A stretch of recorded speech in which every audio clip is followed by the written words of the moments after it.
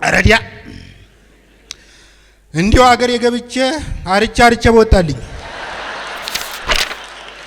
አንዳንድ ሰዎች በኢንቦክስ ሰሞኑን በኢንቦክስ በሀገራችን ተጨባጭ ሁኔታ ላይ አንድ ነገር በል እንጂ ያሉ ሲወተውቱኝ ነበር። ለጊዜው አንድ ነገር ብዬ አንድ ነገር ለመሆን ስላልፈለኩ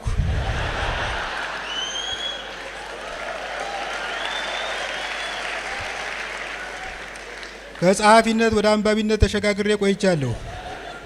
የሆነ ጊዜ በአንድ ዕውቅ ሆስፒታል ውስጥ የአማካሪነት ስራ ሰራ ነበር። የስልጠና መርሃችን ከአሜሪካኖች በቀጥታ የተኮረጀ ስለነበር ምክራችን ድሃን መሰረት ያደረገ አልነበረም። ከዕለታት አንድ ቀን አንድ ጎስቆል ያለ ሰው ወደ ቢሮ መጥቶ ምርመራ ተደረገለት። ውጤቱን ተመልክቼ በደም ውስጥ ቫይረሱ እንደተገኘበት ከገለጽኩለት በኋላ አይዞህ፣ ምግብህን በተገቢው መንገድ እያበሰልህ ፍሪጅ ውስጥ እያስቀመጥህ የምትመገብ ከሆነ ቫይረሱ አይጎዳም አልኩት። ጥሩ አለ ሰውየው ትንሽ ከተካገሰ በኋላ። ታዲያ ምግቡንና ፍሪጁን መች መጥቼ ልውሰድ?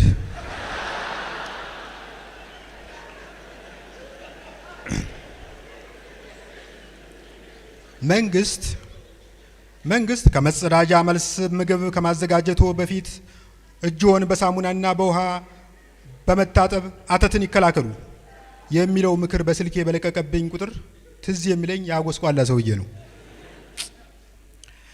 የቀድሞ ጠቅላይ ሚኒስትር አቶ ተመለስ ዜናዊ እንዳሉት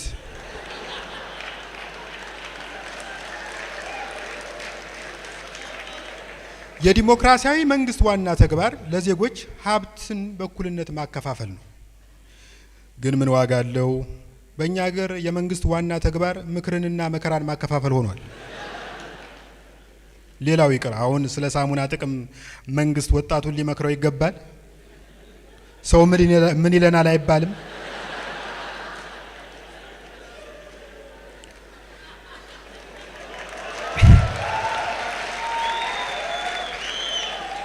ብታምኑም ባታምኑም ወጣቱ ትውልድ ሳሙና ካተት ብቻ ሳይሆን ከአባላዘር በሽታና ካልተፈለገ እርግዝና እንደሚጠብቀው ጠንቅቆ ያውቃል።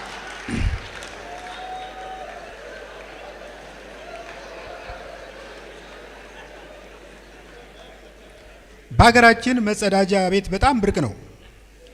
አብዛኛው የገጠር ሰው ለ3000 ዘመን እንደ ደፈጣ ተዋጊ ቁጥቋጦ ውስጥ ሸምቆ ሲጸዳዳ ኖሯል። ባላገር ዛሬ ድረስ እግዚአብሔር ሲቆጣ በዝናብ አር ያመጣ ብሎ ይተርታል።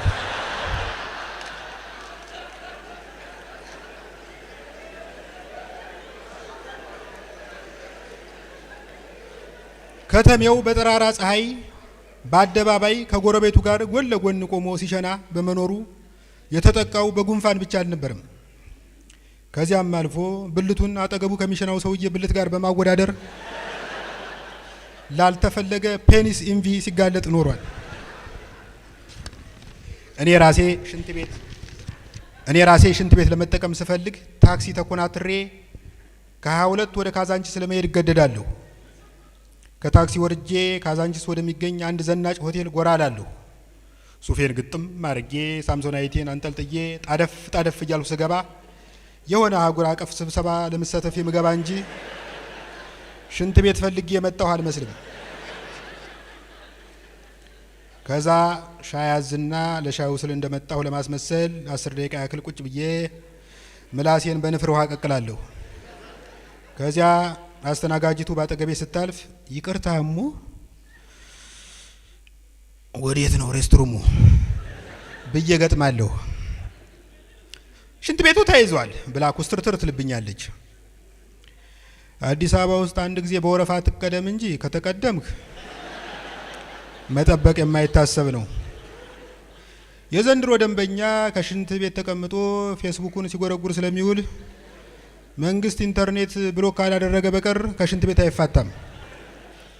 በየሆቴሉ እየተንከራተትኩ ደርዘን ሻይ ጠጥቼ ሳይሳካልኝ የተመለስኩበት ጊዜ ብዙ ነው። የሆነ ነገር ተዛለኝ። የፈረደበት ባለ ሀገር የሆነ ጉዳይ ለማስፈጸም አዲስ አበባ መጥቶ ይሰነብታል። ሽንት ቤት ፍለጋ በየካፌው ጎራ ሲል ተበላሽቷል፣ ሰው ገብቶበታል እያሉ ያካልቡታል። በዚህ አይነት 3 ቀን ከተሰቃየ በኋላ ወደ አውቶቡስ ተራ በትካዜ አሻግሮ እየተመለከተ እንዲህ አለ። አረዲያ እንዲው ሀገር የገብቼ አርቻ በወጣልኝ።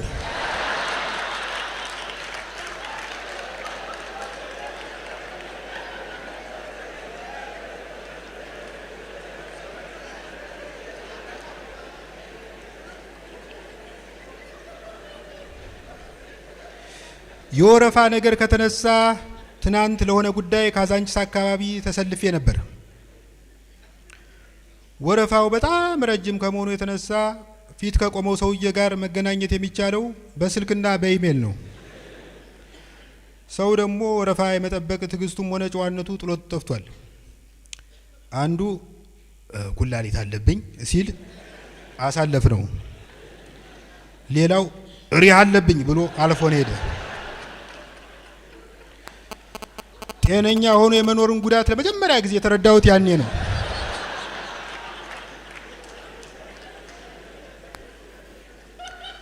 ካሰልቺ ጥበቃ በኋላ እኔም ጎበዝ ትንሽ ራሴን ስላመመኝ ታስቀድሙኝ ብል ከፊቴ የቆመው ተሰላፊ በራስ ቆመህ ነው እንዴ ወረፋ የምትጠብቀው ብሎ ገገመ።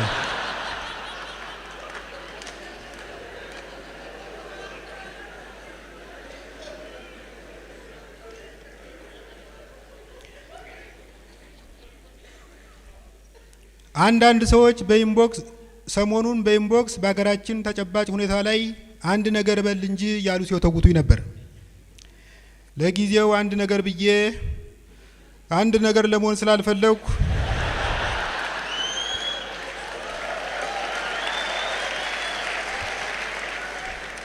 ከጸሐፊነት ወደ አንባቢነት ተሸጋግሬ ቆይቻለሁ።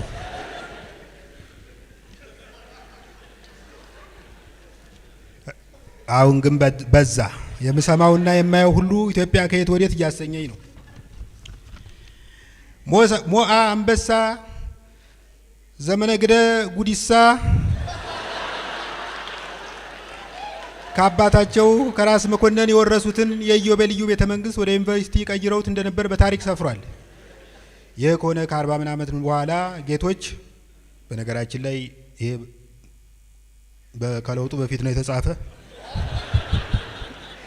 ይህ ከሆነ ከ40 ምናምን ዓመት በኋላ ጌቶች በደብረ ማርቆስ የሚገኘው የንጉሥ ተክለ ሃይማኖት ትምህርት ቤትን ወደ እስር ቤት ቀይረውታል። ጎበዝ እየተስተዋለ በአርሶ አደሩ ድጋፍ ቆሜያለሁ እያለ በአርሶ አደሩ ድጋፍ የሚቆም መንግስት መውደቁ አይቀርም። ሳይንሳዊ ሀቅ ነው፣ አልጠራጠርም። እኔም ይችን ተናግሬ 50 ዓመት አልኖርም። ግን ምን አስጨነቀ በውቄ አዲስ አበባ ውስጥ መኖር የወሰንህ ቀን ያኔ ከህይወት ጎድልሃል። ልማታዊ መንግስት ባይገልህ ልማት ራሱ ይገልሃል።